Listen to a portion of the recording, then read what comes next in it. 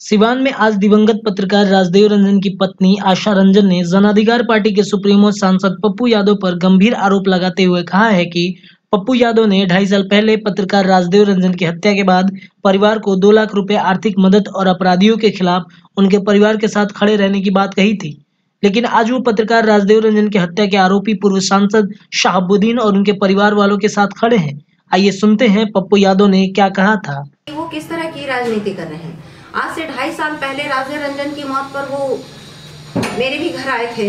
तो अगर आप शहाबुद्दीन के साथ खड़े हैं तो फिर आज से 2.5 साल पहले आप राजदेव रंजन के परिवार के साथ आप कैसे खड़े थे? आज सबसे ज्यादा वक्त है पप्पू यादव को शहाबुद्दीन जी के पीछे कि मैं उसके परिवार के साथ राजनीतिक रूप से, व्यक्तिगत रूप से, सामाजिक रूप से, हर तरह से उस परिवार के, उस बच्चों के साथ खड़ा हूं।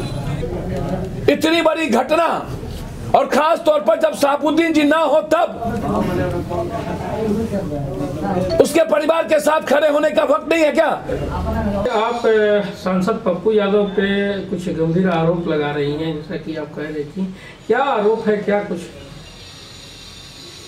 आरोप मैं नहीं लगा रही हूँ, मैं सिर्फ ये पूछना चाहती हूँ कि पप्पू यादव जी जो यूसुफ खान की हत्या के बाद जो सिवान में आकर के शहाबुद्दीन और हिना साहब का जो साथ देने की जो बात वो कर रहे हैं, तो मैं उनसे सिर्फ यही जानना चाह रही हूँ कि वो किस तरह की राजनीति कर रहे हैं। आज से 2.5 साल पहले राजदेव रंजन की मौत पर वो मेरे भी घर आए थे, जहां उन्होंने 2 लाख रुपए की आर्थिक मदद देने का भी उन्होंने दावा किया था और मेरे बच्चों की फ्री एजुकेशन की भी व्यवस्था करने की उन्होंने बात कही थी।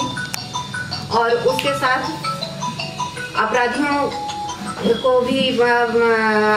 की पकड़ के लिए भी उन्होंने बात की थी कि जो भी इसका अपराधी होगा उसको गिरफ्तार करके उसको कड़ी से कड़ी सजा दिलवाने में मैं मदद करूंगा। तो मैं ये पूछना चाहती हूँ कि क्या पप्पू यादव जी ने इसमें से कोई अपना एक भी वादा क्या उन्होंने पूरा किया है?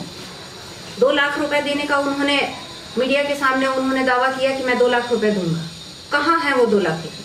बच्चों की फ्री एजुकेशन की उन्होंने बात की थी, लेकिन एक बार भी उन्होंने पलट कर कभी राजदेव रंजन के परिवार से पूछा कि उनके बच्चे पढ़ रहे हैं या पढ़ाई छोड़ करके बैठ गए? और अपराधियों का जहां तक सवाल है तो क्या उन्होंने एक बार भी केस के बारे में कोई जानकारी ली? यहाँ तक कि कई बार मैंने उनको फोन भी किया केस के सिलसिले में, लेकिन एक बार भी उन्होंने फोन नहीं उठाया। बात करना तो दूर की बात है। तो यही, और यहाँ सिवान में यूसुफ खान के बारे में जो उन्होंने कहा, तो मैं ये उनसे पूछ रही हूँ कि यूसुफ खान क्या चीज है? यहाँ सिवान के कोई सेलिब्रिटी है, कोई सामाजिक कार्यकर्ता है, कोई समाज सुधारक है, या कोई राजनेता है या नेता है? क्या चीज है यूसुफ खान कि जिसकी मौत पर आकर उन्होंने इतना बड़ा बयान दिया कि मैं शहाबुद्दीन और उनकी पत्नी और उनके परिवार के साथ मैं खड़ा हूँ, और उनका कहना है कि ये शहाबुद्दीन के खिलाफ साजिश रची जा रही है। तो मेरा ये मानना है कि यूसुफ खान और शहाबुद्दीन का क्या लेना देना था? अगर लेना देना था तो पप्पू यादव जी भी अच्छी तरह से जानते होंगे, शहाबुद्दीन को भी जानते हैं कि शहाबुद्दीन सिवान के एक बाहुबली कहे जाते हैं।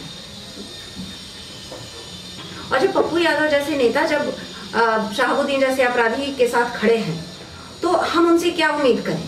तो पीड़ित और अपराधी में उनको क्या फर्क नहीं मालूम?